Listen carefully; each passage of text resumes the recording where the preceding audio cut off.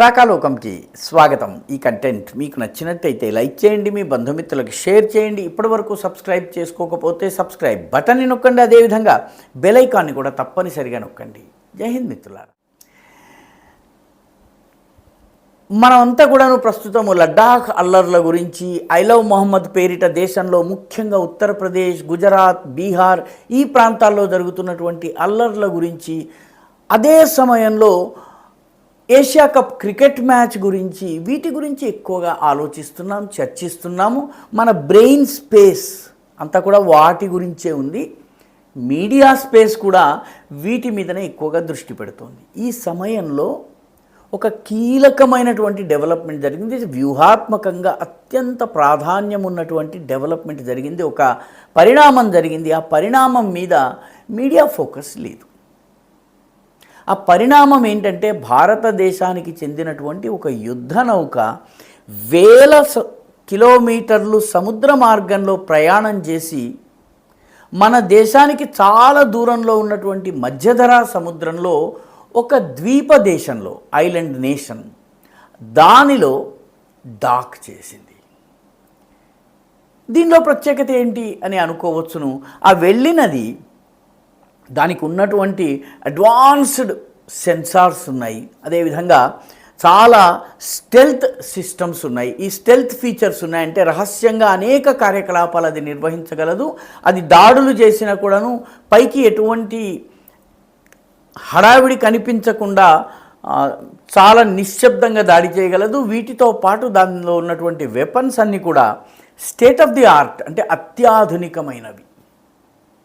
ఇది పోయి అంత దూరంలో ఉన్నటువంటి ఒక ద్వీప దేశంలో, అక్కడ ఆ ద్వీపదేశం పేరు సైప్రస్. ఈ సైప్రస్లో ఉన్నటువంటి లిమసోల్ అనేటటువంటి తీరంలో ఇది డాక్ చేసింది. అందులో ప్రత్యేకత ఏముంది? పడవలు ఎప్పుడో ఒకప్పుడు ఎక్కడో ఒకక్కడ లంగర్ వేయాల్సిందే, డాక్ చేయాల్సిందే. దీనిలో ప్రత్యేకత ఏమిటి అని మనం అనుకోవచ్చును. కానీ సైప్రస్లో డాక్ చేయడం వెనుక భారతదేశం యొక్క అత్యద్భుతమైనటువంటి వ్యూహాత్మకమైనటువంటి గేమ్ ఉంది. ఈ గేమ్ అనేక దేశాలకు చెక్ పెట్టేటటువంటి ప్రయత్నంలో భాగంగా మనం ఆడుతున్నది. సైప్రస్ దేశం చూడటానికి చాలా చిన్న దేశము, సముద్రంలో, మధ్యధరా సముద్రంలో ఉంటుంది. దానికి ఒకవైపు టర్కీ ఉంటుంది, ఒకవైపు గ్రీస్ ఉంటుంది. టర్కీ నుంచి వలస వచ్చినటువంటి ప్రజలు ఇప్పుడు మా జనాభా పెరిగిపోయింది కాబట్టి సైప్రస్లో సగాన్ని వాళ్ళు ఆక్రమించుకుని, రాజధాని అయిన నికోసియాలో కూడా సగాన్ని ఆక్రమించుకుని వాళ్ళు ఒక సొంత దేశం ప్రకటించుకున్నారు. దాన్ని ప్రపంచం గుర్తించలేదు, కానీ మొత్తానికి వాళ్ళు ప్రకటించుకున్నారు. వాళ్ళకి మద్దతుగా టర్కిష్ సైన్యం ప్రస్తుతం సైప్రస్ ద్వీపంలో ఉంది. సైప్రస్కి రక్షణ కల్పించే ప్రయత్నంలో ఉత్తరాన ఉన్నటువంటి ఆర్మీనియా ఉంది, అదేవిధంగా దక్షిణాన ఉన్నటువంటి గ్రీస్ ప్రయత్నం చేస్తుంది. అటువంటి ద్వీపంలో ఈ రెండు దేశాలు సహాయం చేసేటటువంటి ప్రాంతంలో ఉన్న లిమసోల్ అనేటటువంటి తీరంలో మన యుద్ధ నౌక వెళ్ళింది. మామూలు యుద్ధ నౌక కాదు, అత్యాధునికమైన ఫీచర్లతో ఉన్నటువంటి యుద్ధ నౌక. ఈ యుద్ధ నౌక కూడా వెళ్ళడం కూడా చాలా మామూలుగా ఏమీ జరగలేదు. మొట్టమొదట ఇది ఎక్సర్సైజ్ బ్రైట్ స్టార్ అనేటటువంటి ఒక ఎక్సర్సైజ్ని దుబాయ్ దగ్గర నిర్వహించింది. దీనిలో ఈజిప్ట్ పాల్గొంది, సౌదీ అరేబియా పాల్గొంది, అమెరికా పాల్గొంది, ఇటలీ పాల్గొంది, ఖతర్ పాల్గొంది, గ్రీస్ పాల్గొంది. ఈ 5 దేశాలతో పాటు భారతదేశము కలిపి దాదాపు 2-3 రోజుల పాటు యుద్ధ విన్యాసాలు చేసిన తరువాత గ్రీస్కి వచ్చి సెప్టెంబర్ 11, 12 ఈ 2 రోజులు కూడాను హెలెనిక్ ఎక్సర్సైజ్ అనే పేరిట నౌకాదళ ఎక్సర్సైజెస్ని నిర్వహించింది. ఆ తరువాత వచ్చి సైప్రస్లో డాక్ చేసింది. అంటే 2 రకాల యుద్ధ ప్రయోగాలు నిర్వహించి దాదాపు 7 దేశాలతో యుద్ధ పరమైనటువంటి ఎక్సర్సైజెస్ నిర్వహించిన తర్వాత టర్కీకి శత్రువు అయినటువంటి సైప్రస్లో వచ్చి డాక్ చేసింది. అది సైప్రస్లో ఉన్నటువంటి ప్రభుత్వానికి మద్దతుగా. ఇక్కడ గమనించాల్సిన విషయం ఏంటంటే, ఆపరేషన్ సింధూర్ జరుగుతున్నప్పుడు పెహల్గాం దాడి జరగగానే భారతదేశానికి మొట్టమొదట మద్దతు ఇచ్చిన దేశాల్లో సైప్రస్ ఒకటి.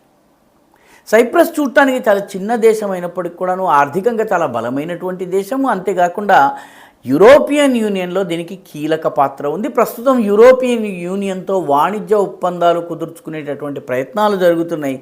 దానిలో టర్కీ పాత్ర చాలా కీలకంగా ఉండబోతోంది. అందుకని మోదీ 23 సంవత్సరాల్లో మొట్టమొదటిసారి ఒక ప్రధానమంత్రి, భారత ప్రధానమంత్రి ఆయన ఈ సంవత్సరం జూన్లో అక్కడికి వెళ్ళారు.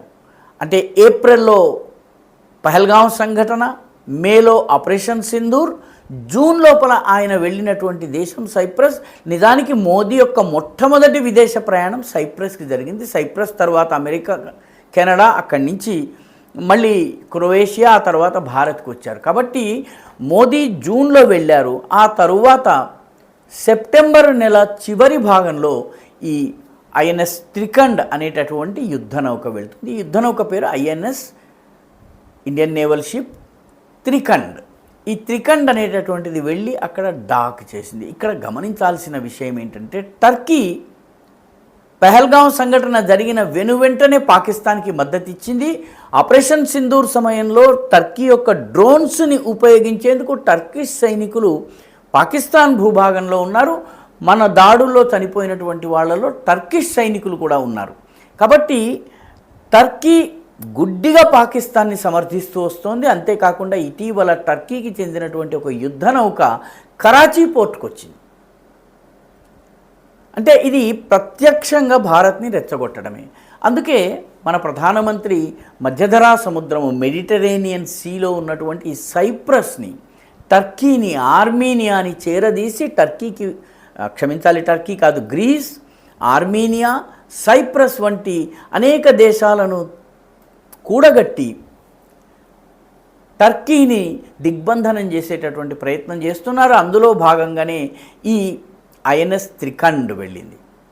కాబట్టి ఈ మొత్తము ప్రయత్నాన్ని గనక గమనించినట్టయితే టర్కీకి చెక్మేట్ పెట్టడం మాత్రమే కాదు, దీనిలో పాకిస్తాన్కి కూడా చెక్మేట్ చేయడం అనేది ఒక ప్రధాన లక్ష్యంగా ఉంది.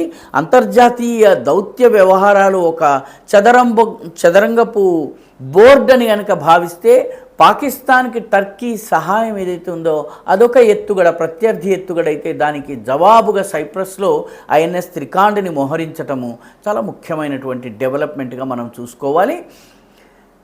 మధ్యధరా సముద్రంలో మన ప్రయోజనాల్ని కాపాడటమే కాకుండా ఇజ్రాయెల్ మీదుగా సౌదీ అరేబియా, ఇజ్రాయెల్ మీదుగా మనం ఏదైతే ఐఎంఈసి, ఇండో మిడిల్ ఈస్ట్ ఎకనామిక్ కారిడార్ని నిర్మించాలని ప్రయత్నిస్తున్నామో దాని విషయంలో కూడా ఈ మధ్యధరా సముద్రంలో ఉన్నటువంటి ఈ సైప్రస్ మనకి చాలా ఉపయోగపడుతుంది. ఇవన్నిటినీ దృష్టిలో ఉంచుకుని ఐఎన్ఎస్ త్రికండ్ వెళ్ళి అక్కడ డాక్ చేయటం జరిగింది.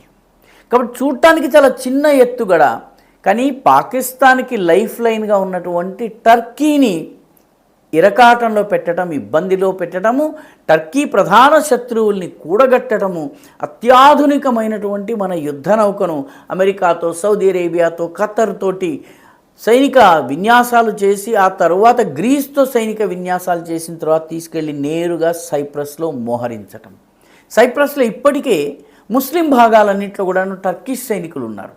కాబట్టి భవిష్యత్తులో సైప్రస్లో ఏదైనా దుస్సాహసానికి టర్కీ పాల్పడ్డా దానికి ధీటైన జవాబిచ్చేందుకు ఐఎన్ఎస్ త్రికండ్ వెళ్ళి ఉండవచ్చును అని చెప్పి వ్యూహాత్మక నిపుణులు చెబుతున్నారు. అది నిజంగా యుద్ధ పరిస్థితి వచ్చినా రాకపోయినా ఇదొక చాలా బలమైన సంకేతము, హెచ్చరికగా పనిచేస్తుందనడంలో ఎటువంటి సందేహం లేదు.